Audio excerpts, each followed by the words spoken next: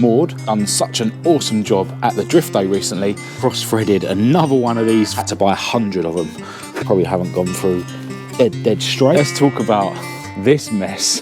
These things happen. We don't need to cry about it. Drastic action is required. Found cracks in the fiberglass, and then it was time to get the primer out.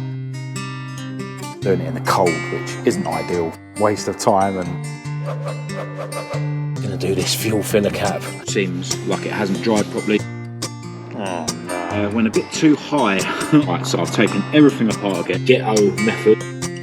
Alright, so it kind of works.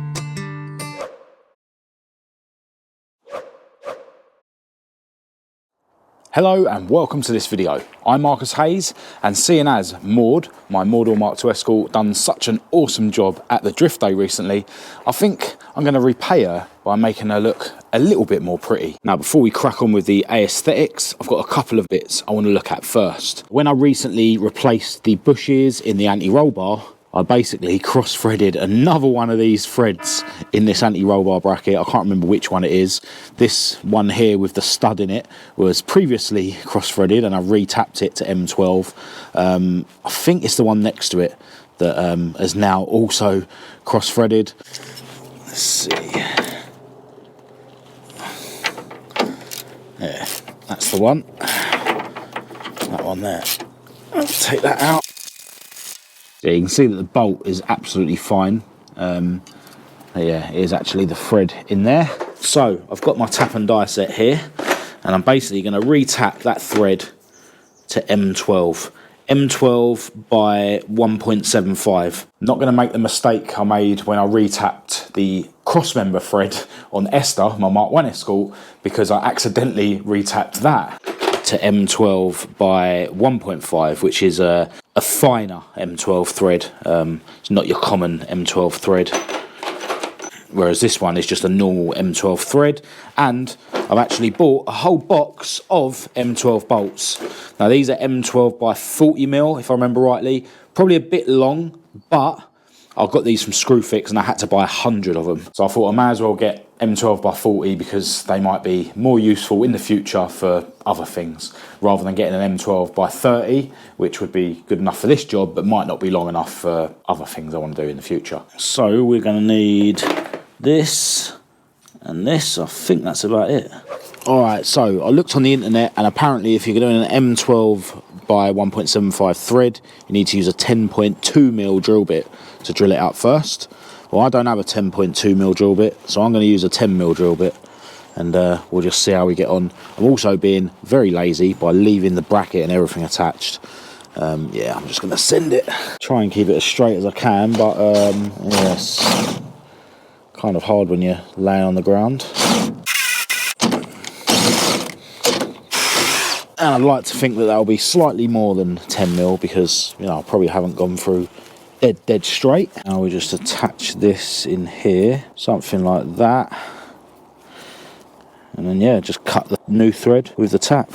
Critical that we start it nice and evenly. If you get it to start all right, the rest is easy. Just takes patience. Just want to go in about half a turn at a time and then wind it back out. And then go back in again. And every time you wind it out, it actually draws out all the swarf through these slots on the tap.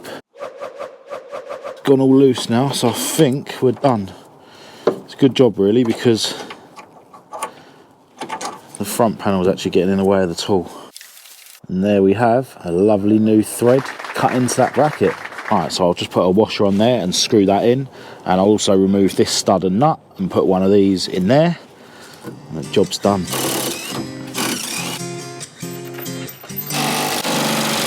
Lovely jubbly. Now there is actually something that loads of you guys mentioned in the comments of the drift day video, and it's something I sort of noticed when I was choosing a picture for the thumbnail and just assumed that it was the lighting or something. But let's talk about this mess. Because yeah, that is quite a sizable dent in Maude's driver's side front corner. Now, I did actually hit one of the sort of yellow curbs that they put out on the Santa Pod drift days. But I'm pretty sure I hit that with my left side front tyre. So yeah, I don't remember doing this damage before the drift day, but yeah, either way, it doesn't matter. That's the beauty of having such a rat look Mk2 Escort for drifting. When these things happen, we don't need to cry about it. We just get the hammer out and fix the issue. In fact, I might not need the hammer. I might just be able to pull it.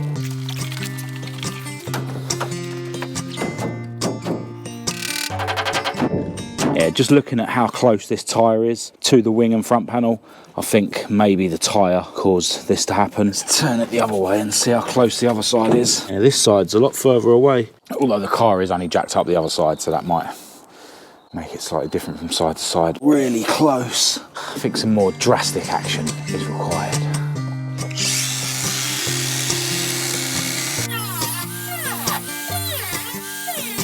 We've got loads more clearance now. That should be sweet. Just get rid of some of these sharp edges with a flat wheel.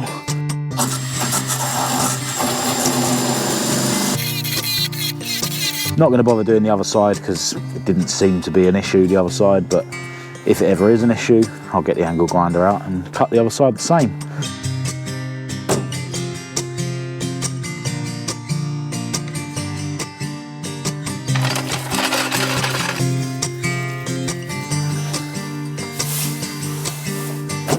Alright, so now it's time for me to start the laborious task of getting the new fiberglass panels prepped ready for paint. I've actually got very limited painting stuff in this garage. I've got quite a few of these sanding discs in 320 and 180. I've got some rollers, I've got a sanding block, and I've got these paint preparation wipes. And the other day I went to Halfords and picked up this can of grey primer and a satin black spray can. And that's going to be for the boot spoiler. I've put a sheet over the engine just to make sure no dust gets into the carbs. And yeah, I just want to key up this bonnet and hopefully I'll just be able to bung the grey primer over the top. I'm guessing that this has been painted with 2-pack paint, which can be a bit of a nightmare when you're trying to put other paints on top of it, but we'll see how we go. If it turns out to be a complete disaster and I get reaction, then I'll probably just have to go and get my DA sander and strip the paint completely off. But yeah, for now, I'm gonna cue the music and get sanding. That's 320. I'm not sure if that's gonna be rough enough. Yeah, I think I'll try 180. So I set about sanding the whole bonnet with the 180 grit sandpaper, making sure that I've got all the edges as well. I removed the plates and the bonnet pins to get to the paint underneath them and found cracks in the fiberglass underneath the driver's side one. So I dug that area out with my flat wheel and then got my fiberglass filler out to repair the area. I also chucked some fiberglass in a crack I found in the boot lid, and then I noticed a bulge on the outside of the boot lid, which I decided to dig out and investigate. After a load of sanding, I uncovered a previous repair. Back on the bonnet, I sanded the fiberglass filler down, cleaned the bonnet off, moved the sheet out of the way, and then it was time to get the primer out and roll it over the entire bonnet. Alright, there it is, first coat of grey primer on Maude's new fiberglass bonnet. Definitely didn't cover as well as I was hoping, so it's going to need another coat. It is best to paint things with thin coats anyway, especially seeing as I'm doing it in the cold, which isn't ideal for actually getting the paint to dry. It definitely seemed like the yellow paint was a bit too smooth, but you know, I have sanded the whole bonnet to 180, which I think should be rough enough. We'll just have to see. Yeah, hopefully this hasn't been a whole waste of time, and hopefully I won't need to start again and bare fiberglass the bonnet. But yeah, I'll give that another coat probably tomorrow morning before me and my beautiful girlfriend go to the gym. But yeah, I think what I'm going to do now is see if I can get a skim of fiberglass in this mess. Alright, I think that'll do. I was trying to not put too much build where the spoiler meets the boot lid because that bit's going to be really difficult to sand. I just wanted to, you know, basically fill in the main area where, you know, the fiberglass was missing and where the expandy foam was. Now I will be able to do a much smoother job of the next skim once I actually go and get myself some proper filler spreaders rather than using cardboard, and I'm going to grab myself some more of that fiberglass filler because, yeah, it's virtually run out. Anyway, there is one more job I want to do. I'm quickly going to give these plates that I removed earlier from the bonnet a quick sand, a quick wipe with the paint preparation wipes, and then I'm going to give them a dust of etch primer, and then I'm going to spray them satin black with a spray can. And while I'm doing them, I'm also going to do this fuel filler cap, which I forgot to do when I painted things like the wing mirrors and the door handles on this car satin black. And yeah, one of you guys out there has been messaging me constantly about making this fuel filler cap black. So let's crack on with that before it gets dark. After sanding those bits down, I decided I was going to paint them indoors. So I put Maude back in her garage and took the bits home and stuck them to some cardboard. Took them out to my shed and gave them a coat of etch primer. Brought them back indoors, and while the primer was drying, I had a mini workout. I then took them back out to my shed to give them a coat of the satin black, and then brought them back indoors for that to dry. Job's a good one. Got away with one coat, so happy days. Now I'm going to continue this video tomorrow when I'm going to go around the garage and see how well or not that grey primer has dried on that bonnet. So I'll see you in a sec. Hello, into a new day. In fact, it's now 2 days since the last clip. Now, I did come round here very briefly before the gym as planned yesterday, but I didn't manage to give Maude's bonnet a second coat of primer. It was obvious that the primer hadn't dried properly. In fact, you can see this patch here still seems like it hasn't dried properly.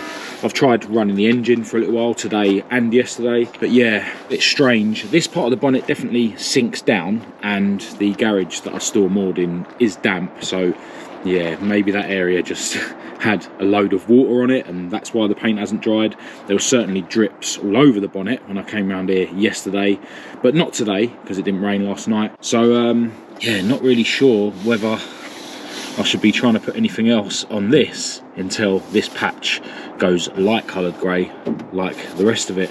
Now, while I was around here yesterday, I did sort of tickle a couple of areas that had some, you know, dust in the paint and bits that weren't so smooth, like around here. Probably could have done these bits a bit better, to be honest.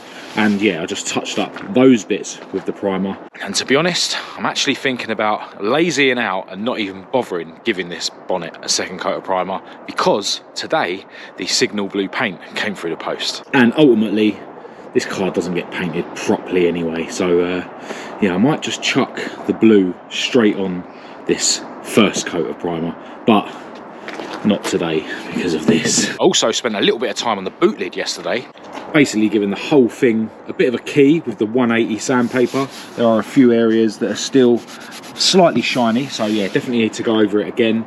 And I've sanded the whole of the spoiler as well. It looks like over here there's another dodgy repair potentially, because yeah, this sort of brown colour is the same as what this bit looks like when I broke through to the expanding foam.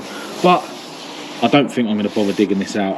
If I hold it at this level, you can see that there is a bit of a bulge there, but again, I don't think I'm going to bother digging it out. I'll paint the spoiler, and then if it annoys me, then I can always come back and improve this and repaint the spoiler. But yeah, I don't want to start another mess like what I've got over here. Now today, I've actually been putting some fiberglass in all these holes that were for boot straps. Obviously, this boot lid has had various boot straps attached to it in the past by the looks of the amount of holes that are in there. So I basically countersunk all those holes out, gave this whole area a bit of a sand with sandpaper, and I've just thrown a load of fiberglass filler in there. And yeah, I put some on the underside as well because some of the holes did sort of come through there. And yeah, basically the same the other side, but because of the weather, this probably isn't going to go hard while I'm around here today, because I don't actually have a lot of time around here today before it inevitably gets dark, because I spent the morning getting the last video ready to upload. Do go and check that out if you haven't already. So I think what I'm actually going to crack on with for the rest of this afternoon is getting the boot lock to fit. I've already taken it out of Maude's old metal boot lid, and yeah, basically this fiberglass boot lid has obviously been made with these riv nuts in place so that this can be bolted in, and it basically goes something like this. But first I need to bore out this area just so there's space for this bit, and then once I've actually got this able to be bolted in, then I can think about where I'm going to drill the hole for the lock itself.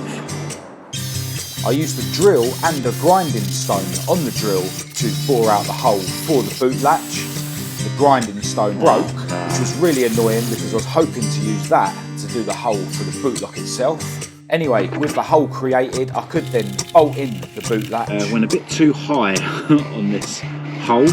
And then I found that the hole where the boot lock was supposed to poke through the latch had a riv nut in it, which needed to be drilled out. Unfortunately, this just made the riv nut loose in the boot lid, so I removed the latch again to remove that riv nut. I then poked a drill bit through the hole in the boot lid that the riv nut came out of, keeping it as square as I could with the outer skin, and then I drilled a hole roughly where the boot lock needed to be. It was then a case of using trial and error to gradually open up the hole until it was big enough for the boot lock to fit through. I had to use a drill bit because my grinding stone broke earlier on, and also had to add an extra little dimple at 6 o'clock on the hole, just like in the metal boot lid.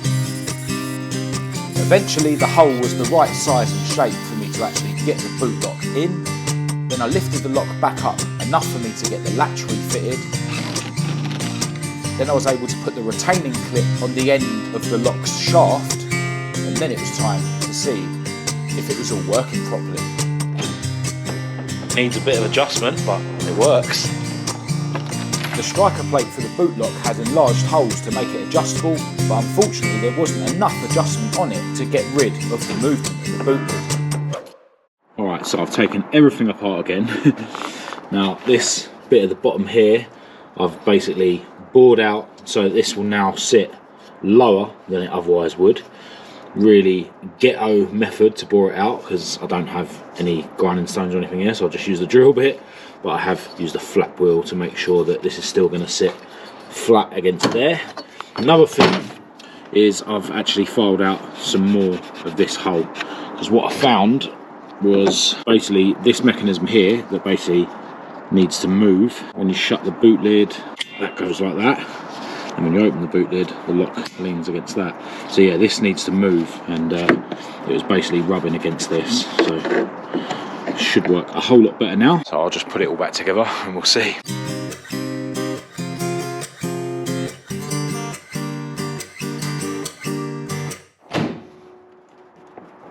Alright, so it kind of works. I think I need to grind out that latch a little bit more with a better tool, because you can move it sort of left and right as well as up and down, and it seems like it needs to go down but also this way, and because I've only ground it out sort of that little bit of a drill, I'm not able to do that, but it doesn't wobble about too much, and I will still be running the straps, so yeah, it'll sit lovely once they're on. Anyway, I'm fast running out of light, and I think what I'm going to do quickly is try and rub down that fiberglass filler that I put in the boot lid earlier, and yeah, I'll chat to you at home in a sec. All right, into the evening time. I've had something to eat, I've had a shower, and I was just thinking about this paint job on Maude that is turning out to be a bigger job than I planned, but it's not really the ideal time of year to be doing this sort of thing, but it's where we're at. So just got to get on with it. I did manage to sand down all the fiberglass on the boot lid before I left the garage today.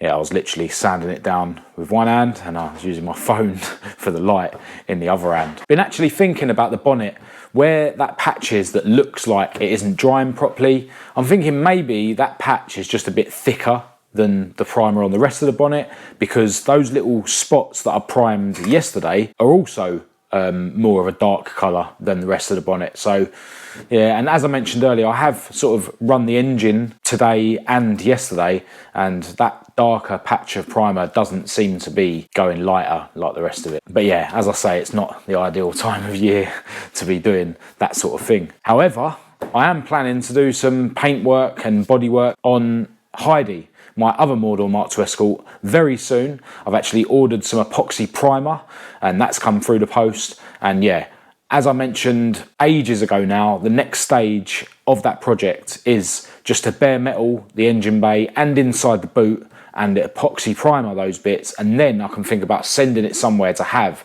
those bits painted along with the door shots and the inside of the doors and the inside of the bonnet and boot. Now, there was actually quite a few people that got in touch earlier on in the year, because this was supposed to happen a lot sooner than now, offering to take on that job for me in exchange for promo on the channel. So if that's you, do get back in touch. You know, it was such a long time ago now, you know, things change. So yeah, get in touch if you are still interested in getting involved in that project, or anyone else out there. You know, if you've got a body shop and you want to get involved in that project and get your business advertised on the channel, get in touch. My email address is in the description of this video. Now, I did kind of want to get those panels on Maude painted blue before I ended this video, but I keep hanging out videos for days and days, and then they take longer to edit, and it means you guys have got to wait longer for them to get uploaded. So I am going to end this video here. There has been another thing come through the post though for the bonnet. I'll quickly show you that. Got this black mesh that I intend to rivet on behind where the holes are in the bonnet. I'm actually not sure whether I should rivet the mesh on and then paint the bonnet, because then I can paint the rivets blue, or whether I should paint the bonnet first and then put the mesh on and maybe find some black rivets. I don't know. But yeah, in the next video, I'll be cracking back on with what I've been up to in this video on Maude's panels. Although there is a car meet I fancy going to in 2 days' time. So yeah, maybe I'll be able to just do enough to get Maude back on the road to go to that. I don't know. But for now, I'm going to end this video here. If you did think it was any good, please do give it a thumbs up and a share. If you didn't, give it a thumbs down. Click subscribe if you're new to keep up to date with all my future uploads, and check the links in the description to follow me on social media. I'll leave a link to my Patreon down there as well for any of you guys that want to jump on that. Massive, massive thanks as always to all my patrons for your ongoing support. I'll leave a link to my own website in the description for any of you guys that want to check out the regular blog posts or get your hands on some Marcus Hayes merchandise. And seeing as we're coming up to Christmas, if you are buying merch for someone else, do put their name in the notes of the order, because I put a handwritten thank you note in every order, so I can write the handwritten note to whoever you're buying the bits for. And as always, I'll leave my email address in the description for anyone who wants to contact me. But other than that, until next time, thanks for watching.